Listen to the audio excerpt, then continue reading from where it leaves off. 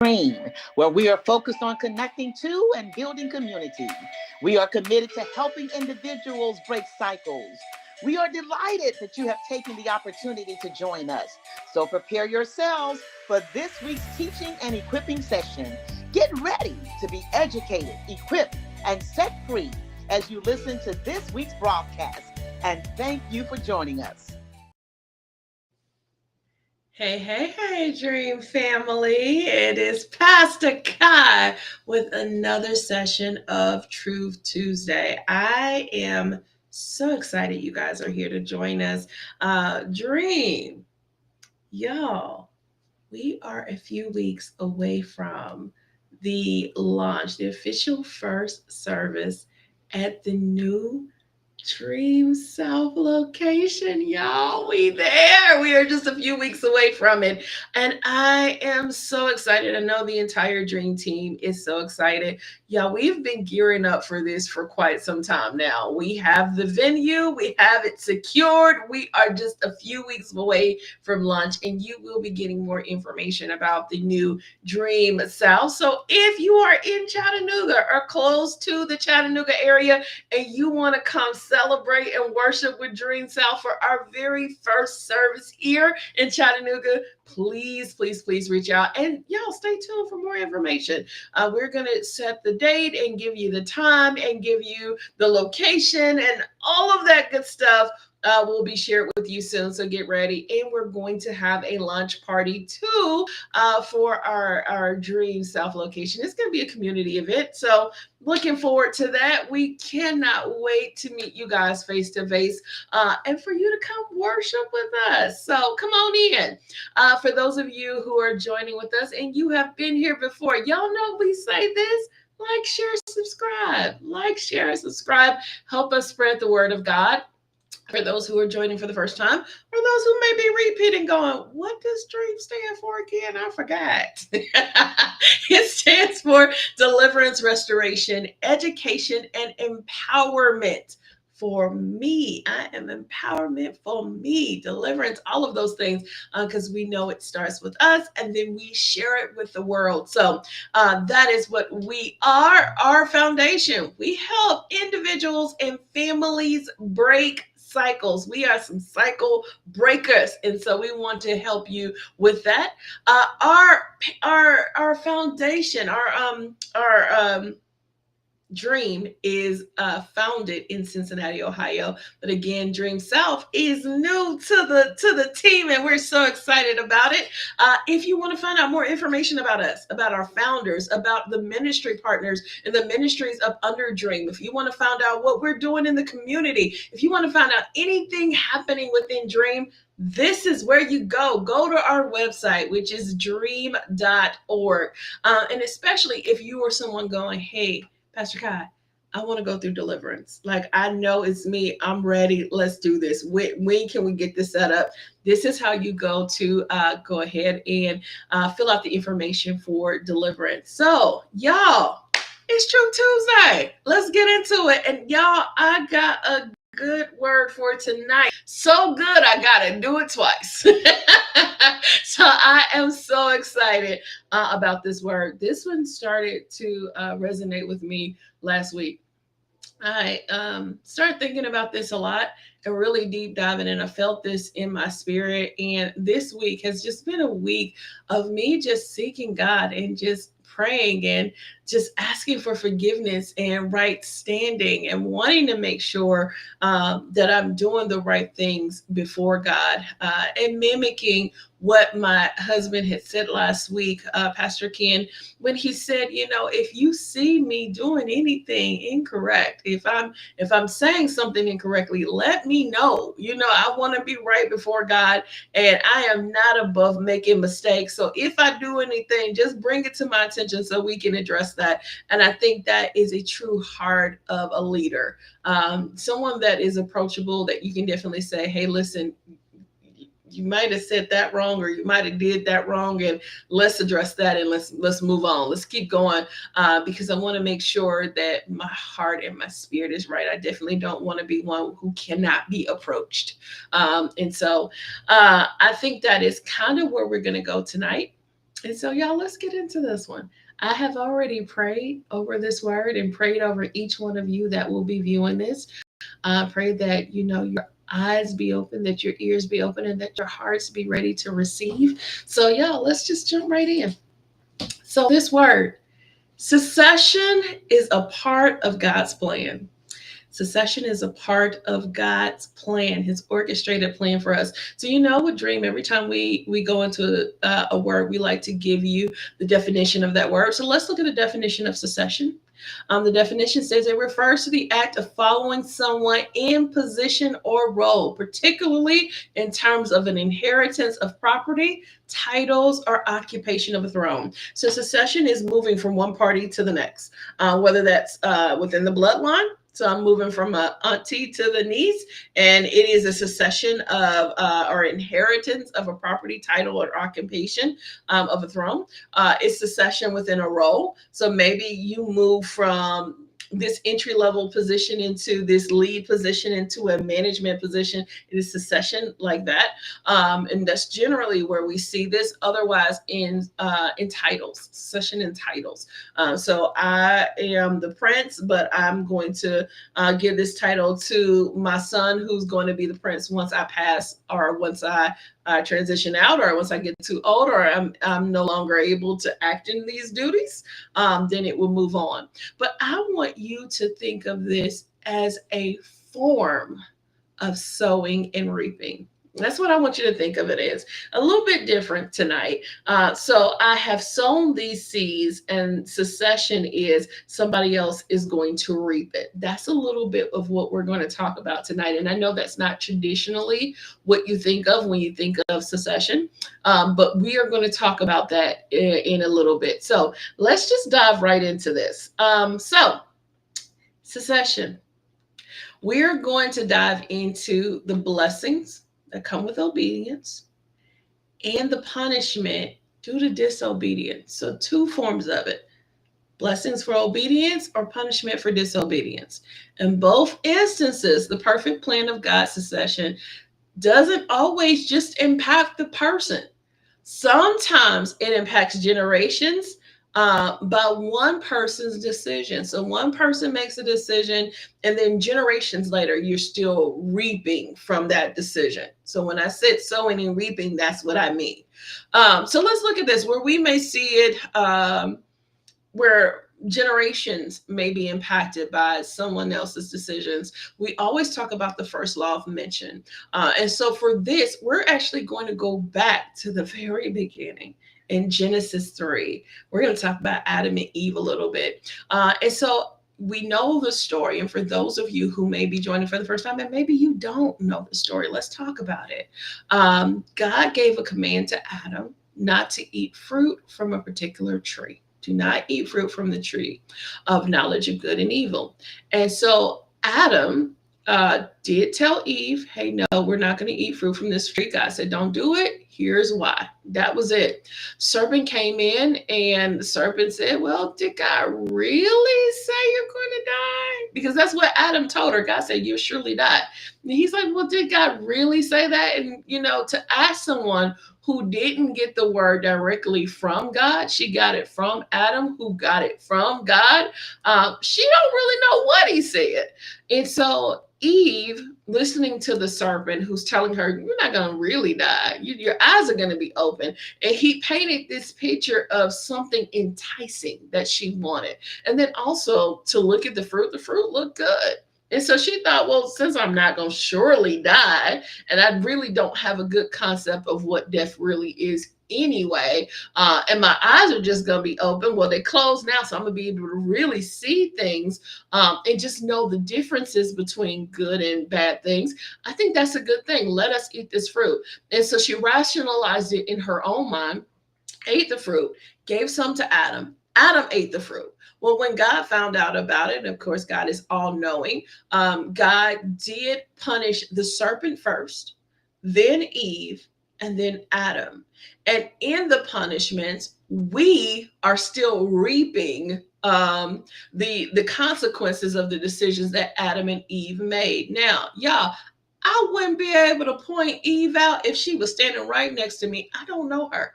I have no idea what she looks like. I've never seen her. And if you're a male, you probably have never seen Adam. Wouldn't know him if he was standing next to you holding your hand. Wouldn't even know who he was.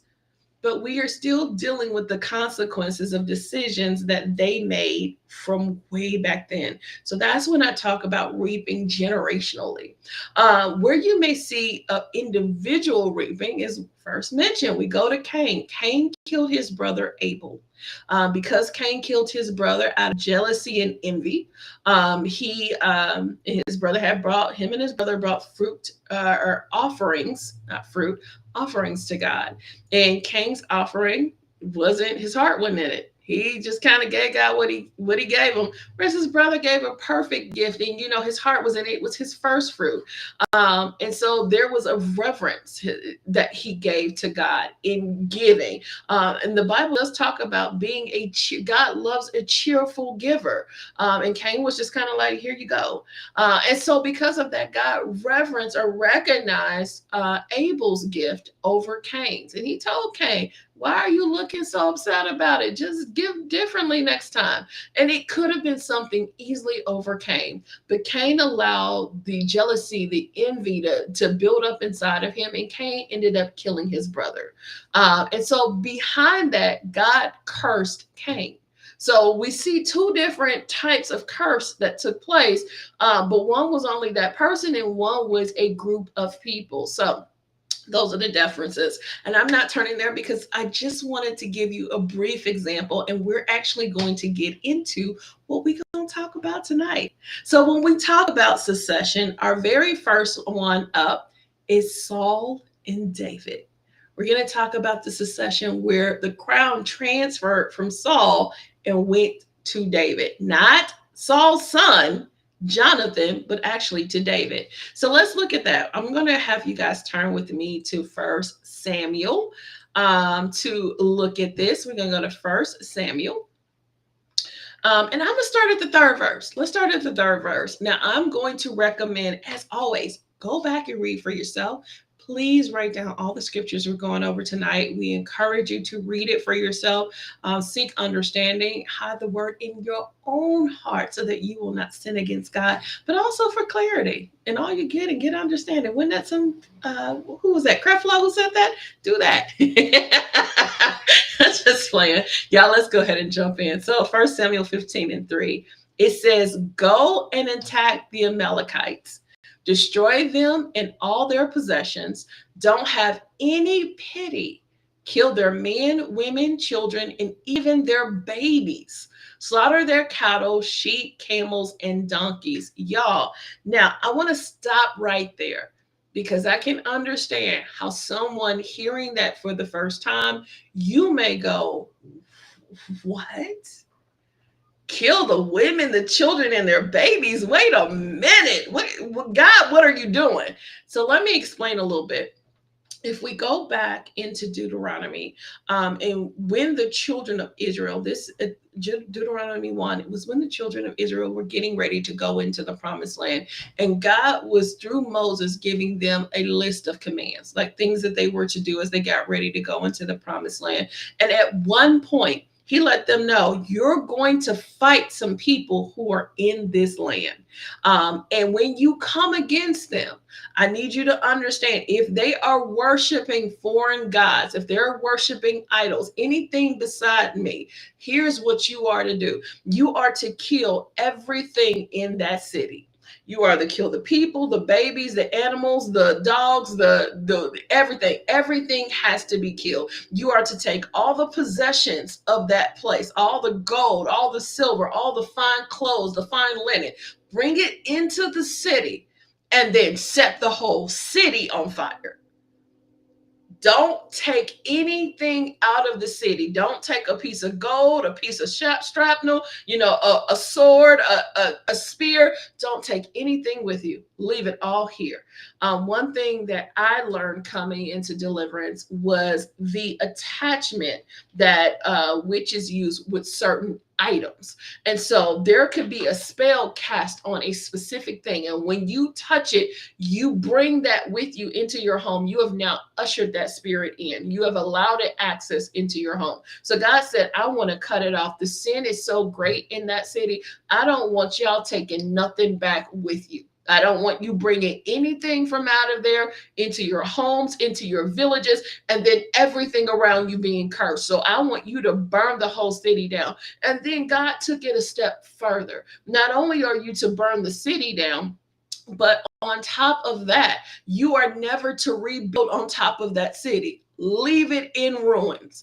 Don't come in and build a new house. Don't come in and go, we can fertilize the land. Don't come in and do anything because the land is cursed. So don't even do anything with it. So the same commandments that God was given in Deuteronomy, he is also given in 1 Samuel. Don't kill it all. I need everything attached to them has to die. They were doing a lot of sin, a lot of demonic worshiping, a lot of they were killing children. They were also having sex with animals. So there was all kind of sin going on here. And it was so detestable to God that God said, even the animals got to die. I don't want no parts of this. This all has to go. And so in that, he gave them a command. Saul and his army, this is what you need to do. So in 1 Samuel 15, we're going to go down to 8 and through 9. And it says, every Amalekite was killed except for King Agag. Saul and his army let Agag live, and they also spared the best sheep and cattle. They didn't want to destroy anything of value, so they only killed the animals that were worthless or weak. So it's like they decided in their mind, hey, this animal is worthless or weak, so we're going to kill this, but this animal is not worthless or weak. This animal is actually a great animal. So we gonna save this one, the best of the best, the cream of the crop we're gonna save. And that was the exact opposite of what God told them to do. So they decided to do what they wanted to do and not be obedient to God. So in 1 Samuel, go down to 22 through 23.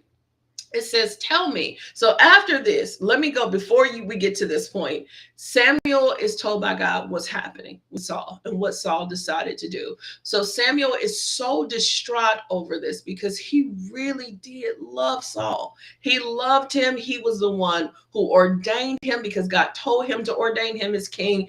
And they were very close. So when he heard that Saul did this thing, that God told him not to do the opposite, and he did the complete opposite of what God told him to do, he was upset. And then God told him, I'm going to strip the throne away from him. And so Samuel was just upset with all of this. And so he went and he confronted Saul about what was happening. And Saul had all of these things, the men wanted to do this. It was them, not me. Or, we're going to take that. We were keeping the best animals because we're going to sacrifice them to God. Like we wanted to give an excellent sacrifice to God. So we're going to kill them anyway. So we just thought, bring them here and sacrifice them. So there was all of these excuses that he came up with. So it says 22 through 23, tell me, Samuel said, does the Lord really want sacrifices and offerings? No, he doesn't want your sacrifices. He wants you to obey him. And that's the same thing God is saying to us. He just wants your obedience. He wants you to listen and obey him. So rebelling against God, I'm at 23, or disobeying him because you are proud is just as bad as worshiping idols and asking them for advice. So not only are you worshiping idols, but you're going to ask them for advice. Something that's not even a God, something that's fake or imaginary. I'm going to worship this instead of worshiping God. I'm going to put it in the place of God. You refuse to do what God told you to do. So God has decided that you can no longer be king. So that was his punishment. 1 Samuel, I'm going to go 27 through 29, and it says, as Samuel turned to go, Saul grabbed the edge of Samuel's robe, and it tore.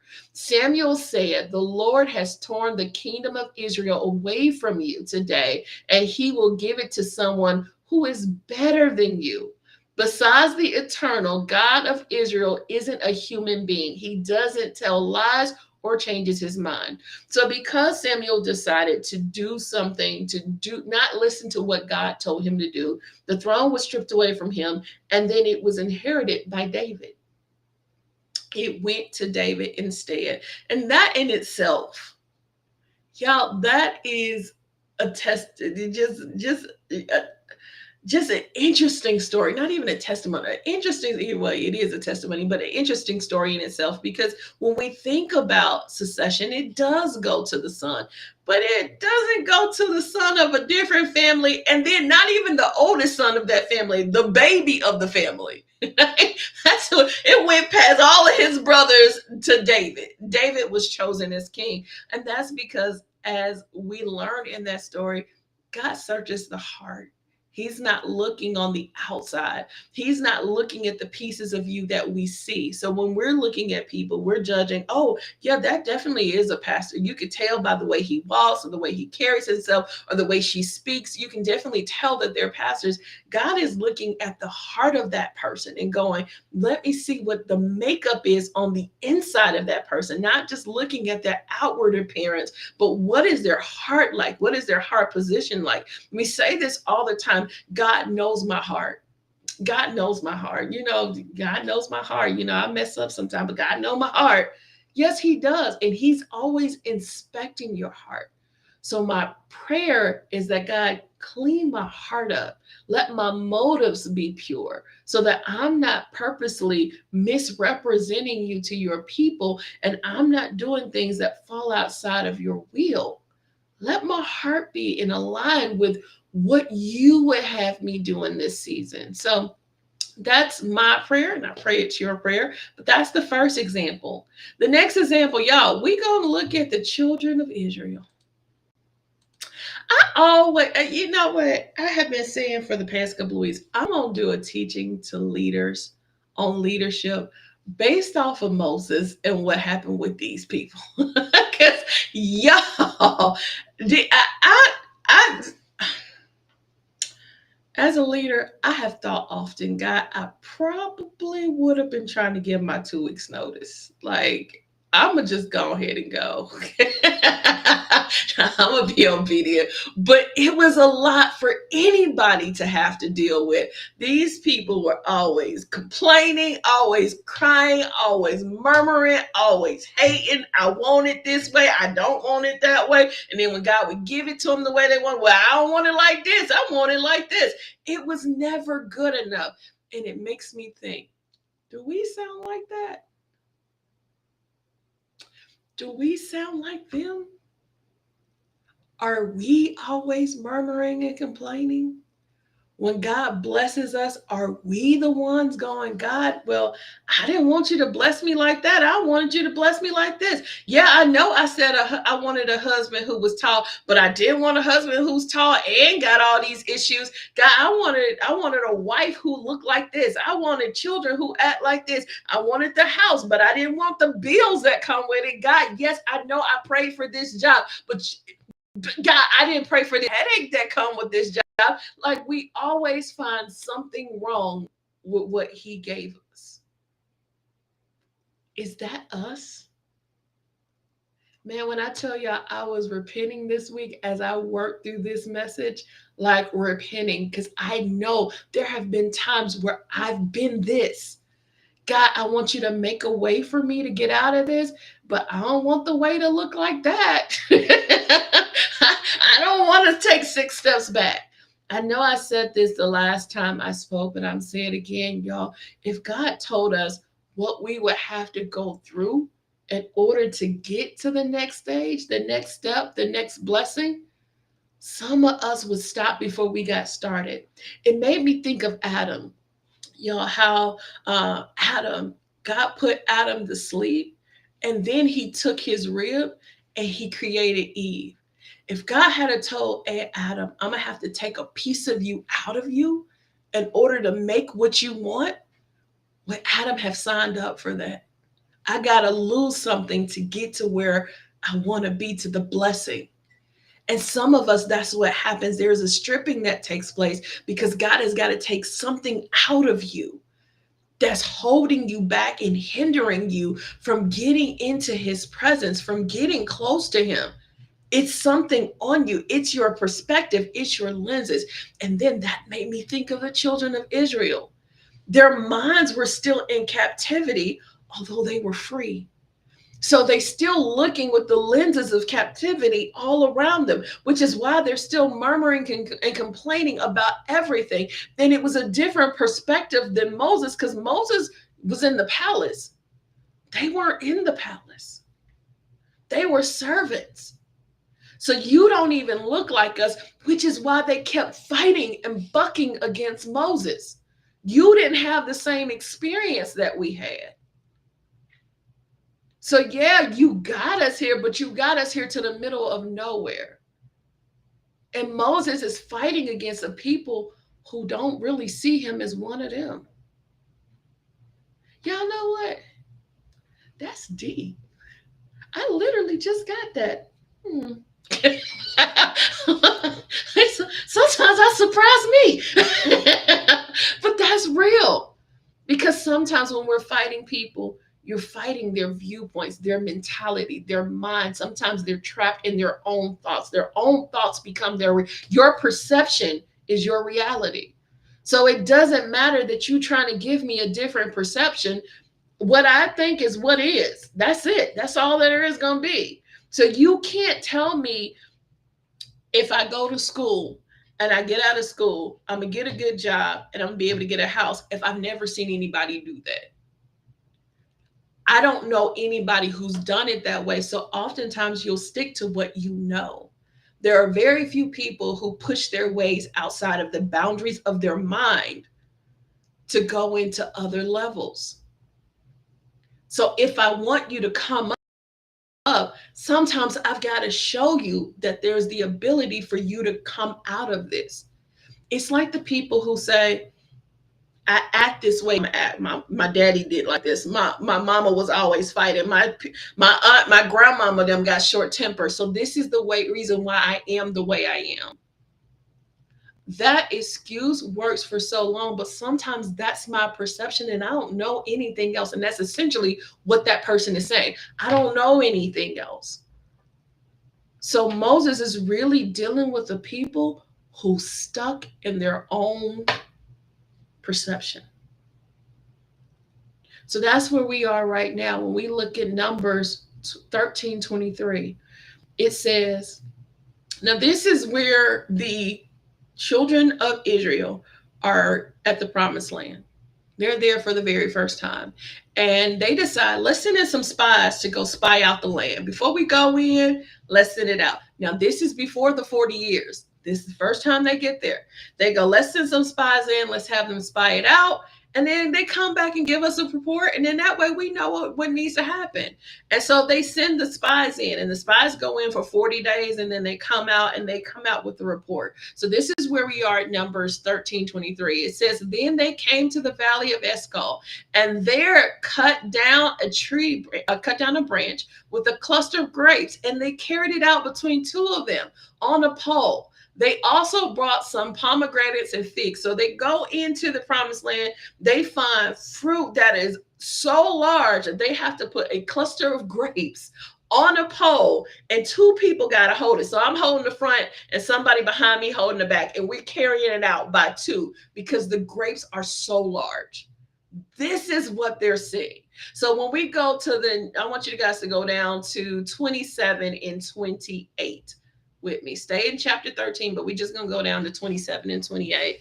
It says, then they told him and said, now this is the report. They bring him back the report, the 12 spies that went in. It was one from each tribe of the children of Israel. I mean, from each tribe of Jacob's lineage. And so they said, then they told him and said, we went to the land where you sent us, and it truly flows with milk and honey. And this is the fruit. Look at the fruit. Nevertheless, and I'm going to stop right there. Remember, the children of Israel have on special lenses. Their minds are still trapped in captivity. So when they say, this is it, look at this fruit, look, it flows with milk and honey like God promised us. But here's what we're going to have to endure to get there. This is what we're going to see. We're going to have to fight giants. We are like grasshoppers in their eyes. Y'all, it ain't all good. And from there, it went downhill. The children of Israel didn't hear nothing else. All they heard was the negativity. All they heard was what was wrong. They didn't hear what was right. They didn't even look at the fruit anymore. They didn't look at the grapes. They didn't care about the milk and honey. They didn't care about none of that. All they heard is, you gonna have to fight. We gonna have to fight giants. And they went into a panic, crying out before God. Look at where he brought us. He brought us in the middle of wilderness. This is all Moses' fault. Let's kill him and let's choose somebody else to be our leader and lead us back to Egypt.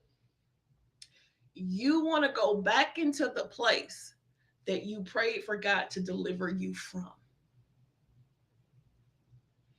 He's fighting against the demons in their minds, the captivity that's still holding them hostage. Some of us can't see the blessings that God has given us because we are too busy focused on the things that are wrong. We can't see the roof over our head because this ain't the house I wanted. I can't see the car in the driveway with gas in it because it's not the car I wanted. And that car got this issue and it need an oil change and the check engine light stay on. So I can't thank God for what's in my driveway because it's not what I want. I can't thank God for the job that I go to every day because it ain't where I want to be. And people are chaotic and I don't like people and it's always drama and people getting on my nerve. And my boss, I can't stand her. And this person did that. And if they ask me one more time to do one more thing, I promise you I'm going to lose my mind. I can't thank God for where I am because it's not where I want to be. I can't thank God that he brought me out of the abusive relationship into peace because now I'm sitting up at night and I'm lonely. So now in my mind, I'm thinking, I need to go back to the marriage that God delivered me out of. I need to go back to the relationship, shacking up with the person who's not going to marry me, who I've been with for 12 years, that I finally decided, if you're not going to marry me, we're going to have to separate. And you've shown me you're not going to marry me. You let me go. But now I need to get back to you because I'm lonely.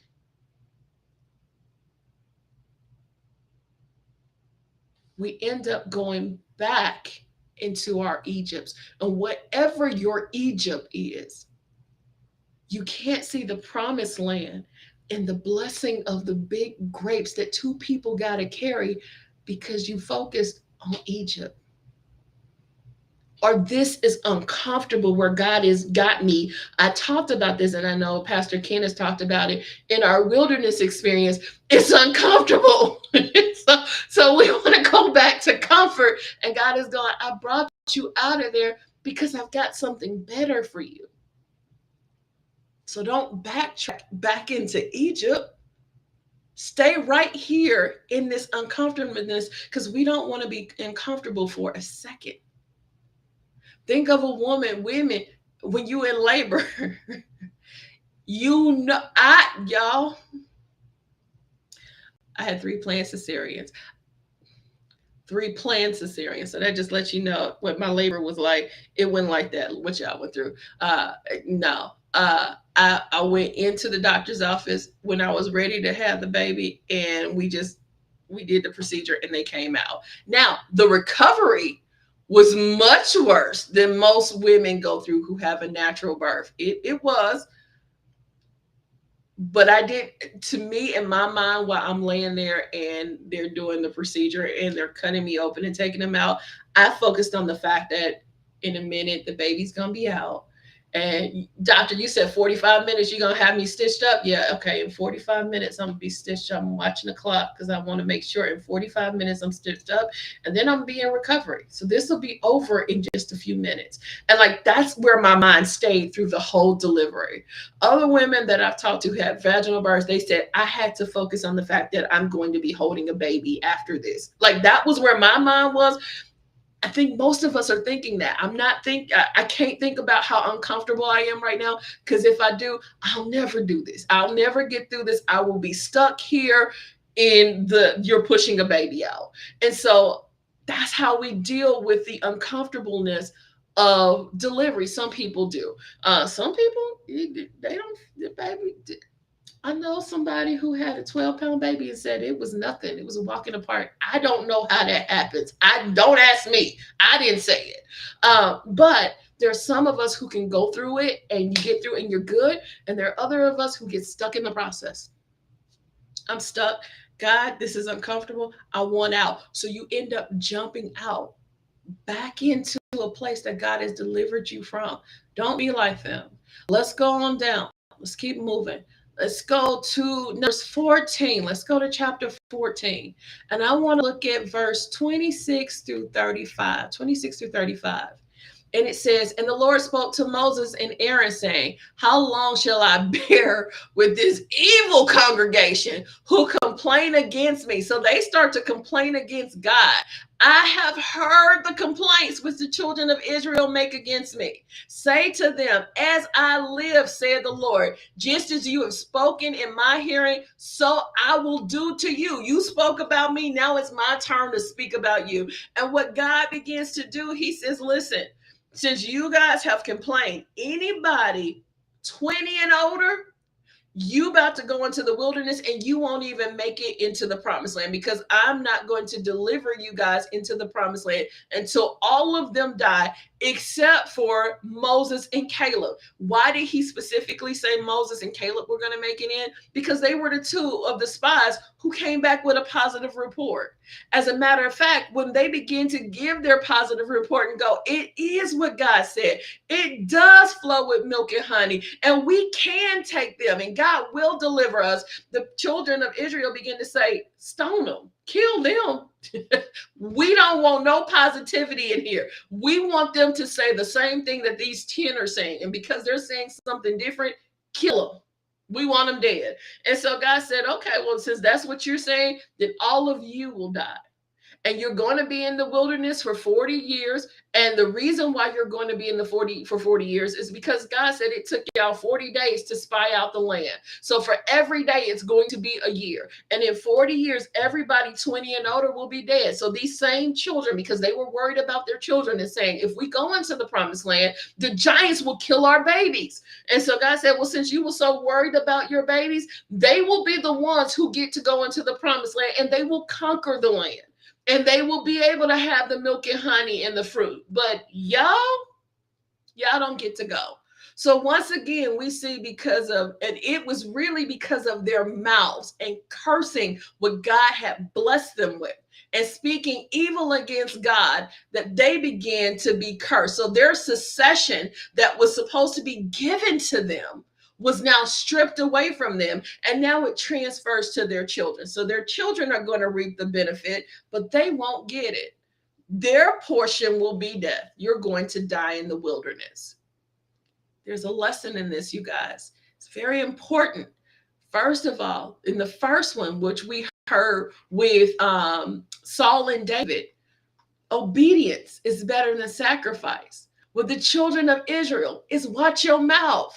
Don't curse what God has blessed, and don't curse God in it. God is giving you this blessing, and I don't like the way it came, so I'm upset. God, I asked for the husband, but I asked for the husband who look good, who act good, who remind me of the stories, who always has flowers and candy and gifts. I didn't ask you for the husband who was going to challenge me every day. I didn't ask for that. That's not a blessing. And so you get mad and start cursing it, what God has already blessed you with. He knew the partner you were going to need, and both of y'all are going to need to come together. There are some pieces in you that he got to take out of you, and there are some pieces in him that he's got to take, and he's developing you and building you together. And the strengths that your partner has are your weaknesses. And so, his weaknesses are your strengths. And so God has uniquely put you two together so that you guys can build. But instead of building together, we're too busy fighting each other and tearing each other apart. We're tearing each other down. Or whatever your Egypt is, your challenge is. So let's keep going. The next one I want to look at is Moses and the succession to Joshua. Now, I already told y'all, I agree with Moses because, honey, I told y'all, I prayed about it and I was like, God, I probably would have put in my 2-week notice like the first time. I ain't gonna be in deal with these people. But no, God graced Moses for that, and God graces all of us. And sometimes I believe God understood the challenges that he dealt with, and God tried to help him. But in the end, it got the best of Moses. So let's talk about it a little bit. Let's go to Numbers 20, and we're going to go 5 through 13. Numbers 20, 5 through 13. God, deal with my heart. God's still working on me. He knows my heart. Let's go to Numbers 20, 5 through 13. So it says, why did you bring us up out of Egypt? Now, hold on. Before I go, y'all, this is these children of Israel, and they saying this to Moses. I need y'all to hear what they're saying, and I'm gonna add my little ad lib afterwards. It says, why did you bring us up out of Egypt to this terrible place? It has no grains or figs, grapevines or pomegranates, and there is no water to drink. If I was Moses, I would literally go, what? Y'all, keep in mind, few chapters before that, they're at the land of milk and honey. Grapes so big, they're carrying. Two of us got to carry one bushel of grapes. Just two of us got to carry it, and we're carrying it on poles because they're so large. We brought in pomegranates and figs. We said this is the land of milk and honey, and y'all didn't want to go in. So now God has cursed us to the wilderness. And now y'all complaining because y'all don't have grapes and figs and pomegranate? Like, what did I miss? I was Moses. Look, come get them. Jesus, come get them. Somebody, God, please come get them. Please, just come get them. Because this right here would have irritated me. We just had this. Y'all didn't want this. And now y'all mad because y'all want what you didn't want when we was over there. This is how we sound. So before I get mad at them, I told you I've been repenting. This is how we sound to God. Like, what are you talking about, Kai? What is you complaining about now? We sound the same way. So they're mad at Moses because they didn't get what they had that they didn't want, because we got to fight, but I don't want it that way. But now I want it. I just didn't want to fight. Verse 6. Moses and Aaron went from the assembly to the entrance of the tent of meetings, and they fell face down. I get it. Stick a pin right there. You could have stopped right there. I get it. There have been some times where I have been overwhelmed as a mom, as a wife, as a leader, and I have had to fall face down. Just God. I don't know what else to say. I am the mom of 3 boys, for those of you who don't know. And all of them, I had 3 under the age of 5 at one time. 2 of them are 13 months apart, 14 months apart, almost 14 months apart. It was almost like having twins, but being pregnant longer. That's a good way to explain it. And the boys are rambunctious. They are jumping around on everything. Everybody's touching everybody. Everybody's mad at everybody. He got my toy. He got my shoe. He breathing on me. It's a lot. And so there have been times where I have had to go in mommy's closet, in mommy's room with the door closed, and sit on the floor with a bag of cookies and just cry. Like, God, this is too much, Lord. So I have had those moments of just, God, don't just take the wheel, take the whole cart, just take it all, take everything. I'm done. I'm done. I have been there. So I get Moses and Aaron after what I just described. You didn't want it, now you want it, but you don't want it, but you don't want to fight. I get them going, I need to fall on my face. But the beauty of what happens next takes my breath away. It says, and the glory of the Lord appeared to them. There have been moments where I've cried and I felt the presence of God in that place, where He has met me in my brokenness, where He has met me face down, where He has met me when I wanted to throw in the towel and I didn't know what to say, when the words wouldn't even come out, and I'm just stopping myself from saying what is feeling like is bubbling up inside of me, which I know is in total disagreement to what God has already said over me and spoken over me. And I'm about to curse myself. So I have to tell myself, shut up and don't you say that. Well, all I can do is pray in tongues, because God, if I pray in English, if I say it in English, I don't know what's coming out. Where all I can do is just let the tears flow, because I can't say nothing else. And the beauty is, it says, and the Lord appeared to them. Let's go to 7. 7 says, the Lord said to Moses, take the staff, and you and your brother Aaron gather the assembly together.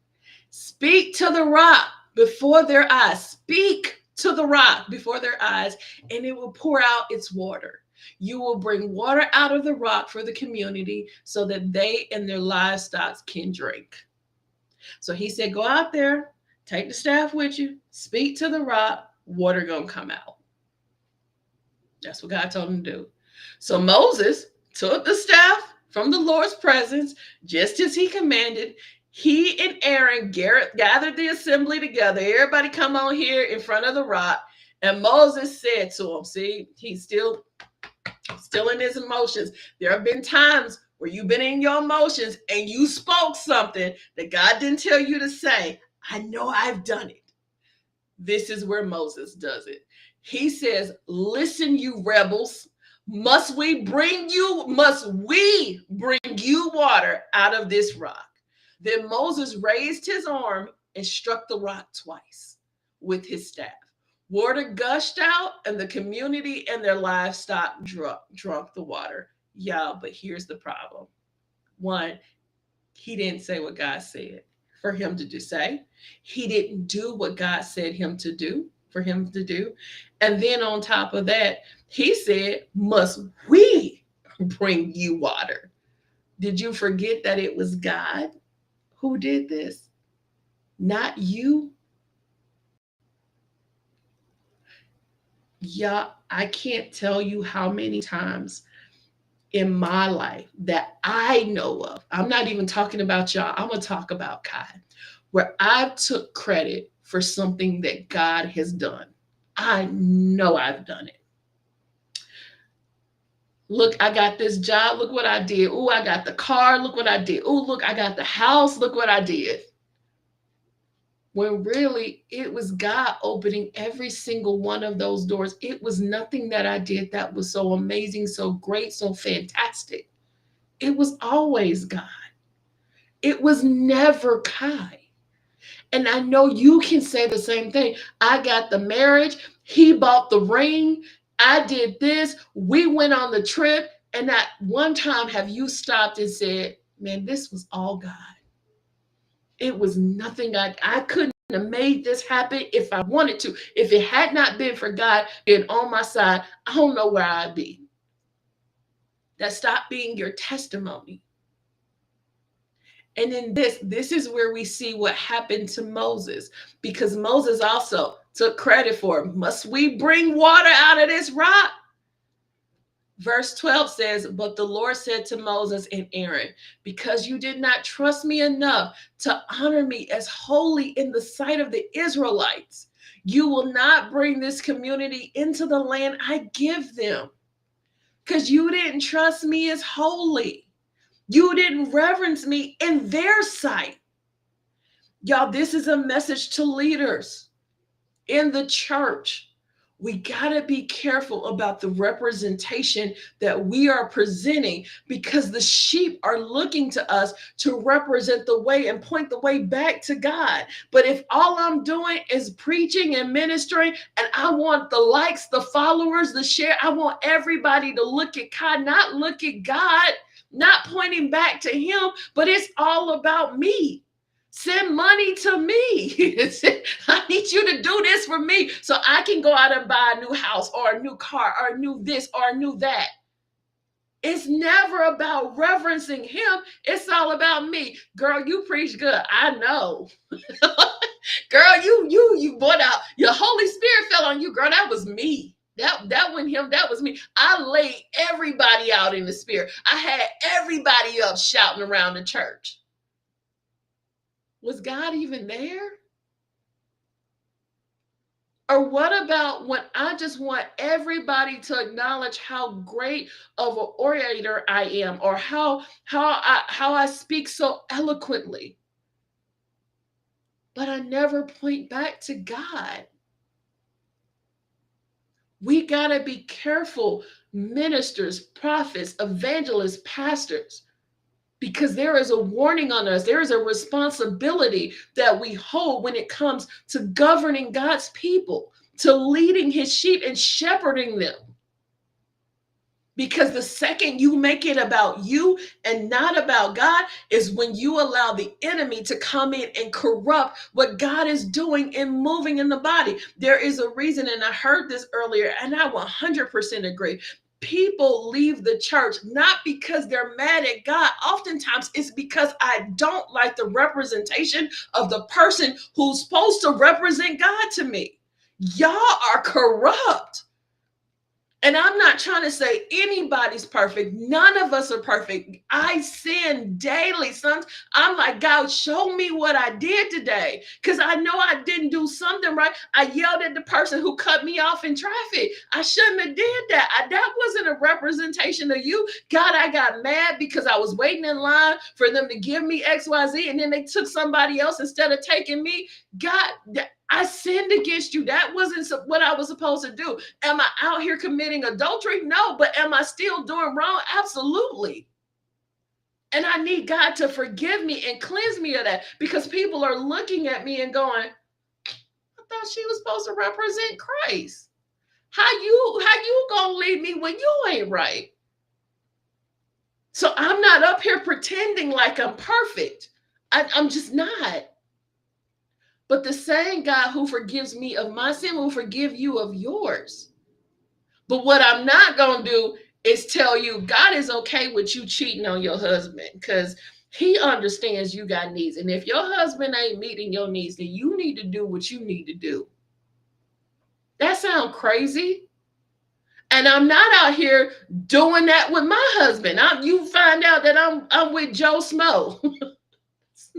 No, wait a minute. How you represent God? And then I'm trying to get in the pulpit and I'm trying to tell you God is okay with that. And I'm manipulating the word to make that okay.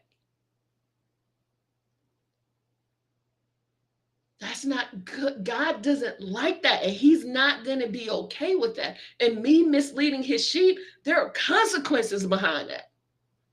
And as I've shared, the consequences don't always just end with me. It may be me and the generations after me. And then that's not just us. It's the other families that are impacted by it, who were listening to this stuff that I'm speaking that goes against the will and the word of God. Who listened and thought, oh, okay, well, Pastor Kai said it's okay that I do this. Now you misled. and you going right to hell right along with me. We all going together. That's not that there is a responsibility that we hold. And that's why I admire Pastor Ken, because one thing I can tell you about him is he is always going, God, search my heart. If I'm doing something wrong, God, show me where I'm doing wrong. And he does say every time he prays, God, don't let my anger dictate my behaviors. He stands by that. Don't let that happen. Because I realize I can get caught up in my emotion, and I don't want to make decisions based off of how I'm feeling right now.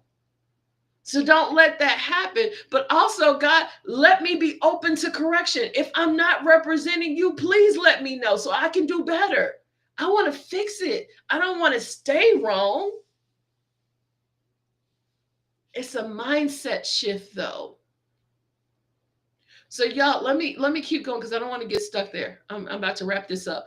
I'm gonna do a part two. In part two, we're gonna talk about the blessings, but part one is about the curses. So wrap it up after this one. It says, one thing I admired about Moses, though, was the representation that he presented when it came to leadership. He didn't give up. He didn't. Every time these children of Israel act crazy, God said, I'm going to get them. I'm going to cut them out. At one point, God said, I'm about to kill all them, and I'm going to start all over with you, Moses. And I'm going to create a lineage through you. And I'm going to make you double the size of them, your lineage. And then I'm going to bless your people more than I would bless them. And Moses said, wait, God, don't do that. Don't do that. Wait a minute. People are going to talk about you. They're going to talk about how you brought them out here and how you just brought them out here to kill them. And you promised them you were bringing them into the promised land, but you didn't do that. And I don't want them to represent you like that. So don't kill them. And he always spoke up and interceded for them when God was angry with them. That is a different type of leadership. Because it is easy for you to get so caught up in what's going on with you right now that the chaos of your team, they always acting crazy, and then you start shooting them, taking them out one by one. Look, fire him, fire her, fire them, fire that one, fire her, fire them over there, fire them, fire them. Moses is like, no. God, it's against me. Don't be mad at them. Please don't be mad at them. Let's cover them. That is a different type of leader. And where we see this again, I want you to go to Numbers 27, 15 through 19.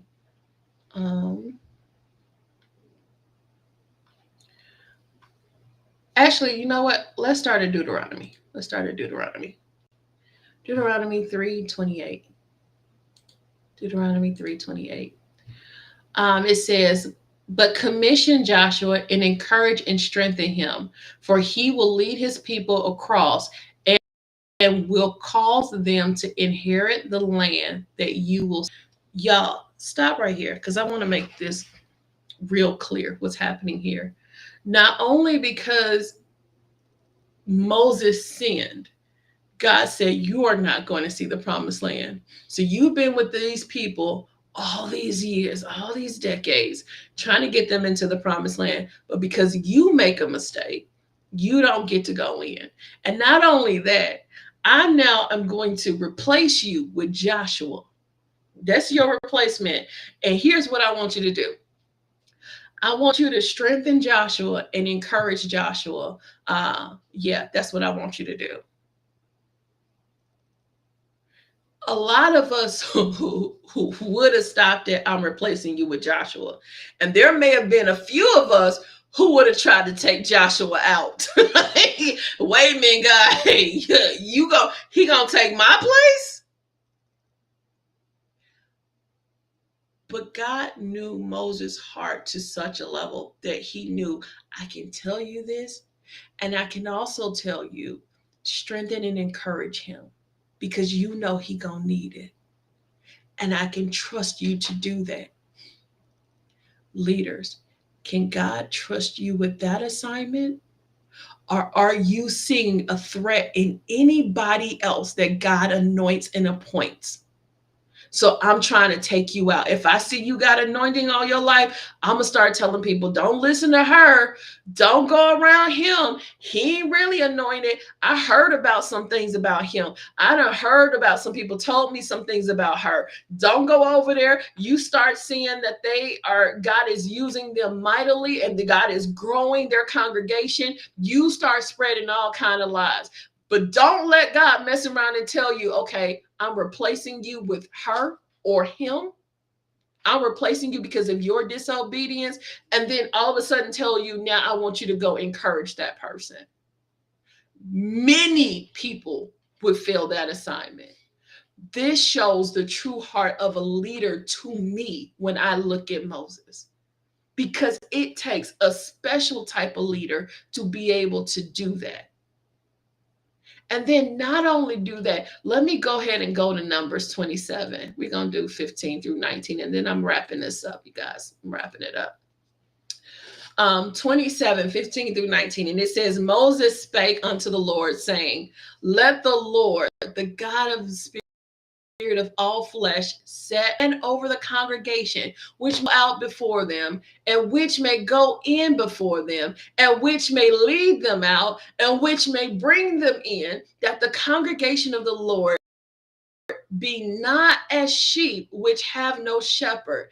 And the Lord to Moses, take thee Joshua, the son of Nun, a man in whom is the Spirit, and lay thy hand upon him, and set him before Eleazar the priest, and before the congregation, and give him a charge in their sight. So he said, take Joshua, put him over the congregation, let them look at him, and then let them know that he's going to be in charge, and give him a charge in their sight. But more importantly, this was the prayer that Moses prayed. God, I know you moving me out of position, but can you give the people somebody who will make sure that they won't be like lost sheep, who will go in before them and go out before them, and who will lead them out and who will bring them in?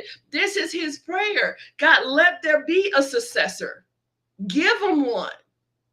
I know I ain't going to make it in, but let them have somebody. Who's praying for their people like that? God, you gonna move me out of position because I failed. I messed up. But don't let them fall because I failed. That's a true heart of a leader. So when you're looking for leadership, this is what you should be praying for. God, give me that.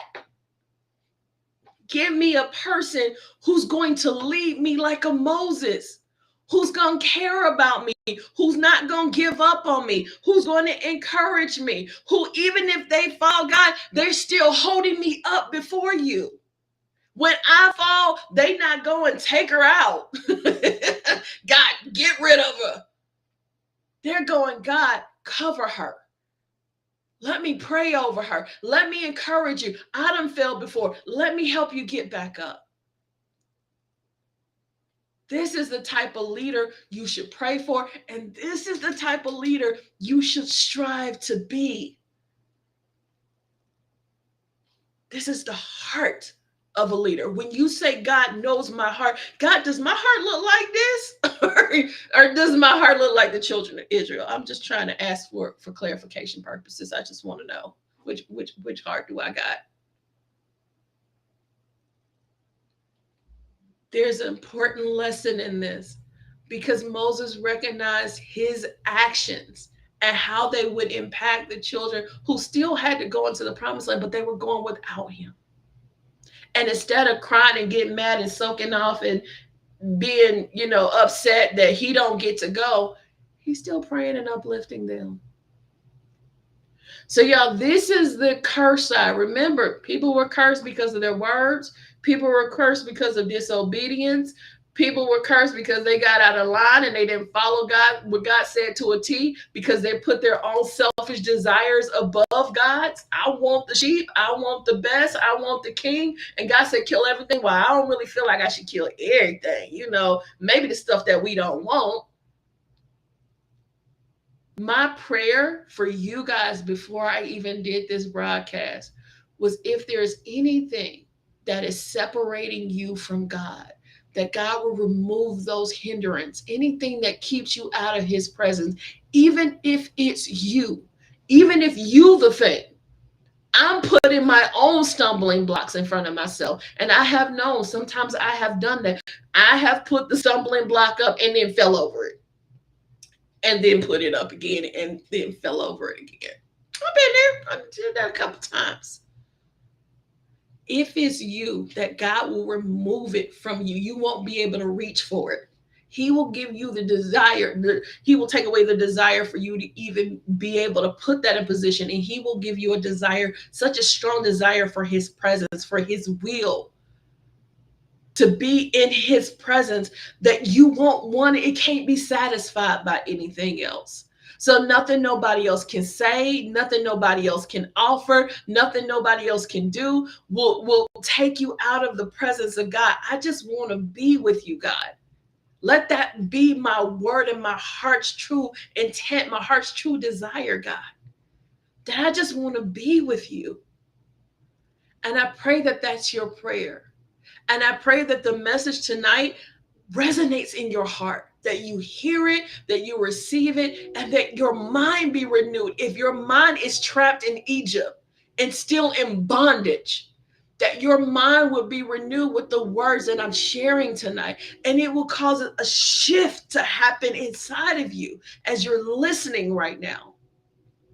And it will cause you to want to enter into his presence. And it'll cause you to want to pray and to want to repent and to want to ask him to come into your heart, and you to want to be with him, so that you desire God above everything else, everything that you have put as an idol in place of God. And I talked about my idol a few weeks ago. I had something that superseded everything that God was trying to do for me. I don't want anything you're trying to do, God, because this right here is my idol, and I want this, and I feel like this is from you. So I'm just going to covet this thing. And God goes, no, I'm going to take that thing away. I'm going to take it away. And he did that. And I pray, you're going to hate me for this, but I pray you have that experience, because I would rather you have eternal life with him than to wake up in hell. So even if you get mad at me and go, Kim, Pastor Kai, you prayed that God would take the relationship I was in away from me. If it takes the place of God, if it takes you out of his will, if it takes you and separates you from him, then yeah, that's my prayer. Because God forbid you pass tonight and you are not in right standing with him, if you haven't submitted yourself to him, your life to him, if you haven't repented for your sins. The Bible says no one gets unto the Father but through me. That's Jesus. Jesus said that. Don't miss out because you're chasing the things and not chasing relationship. That's my prayer for you. So you guys, this has been another True Tuesday. I pray that this word bless you. I'm sorry I went a little bit over. I'm sorry. I apologize. I pray that, I apologize for going over, but not for delivering the message. I don't apologize for that, because we need to get this one. I love you guys. I pray that you guys have an amazing week, and we will see you next week. Talk to you later. Bye.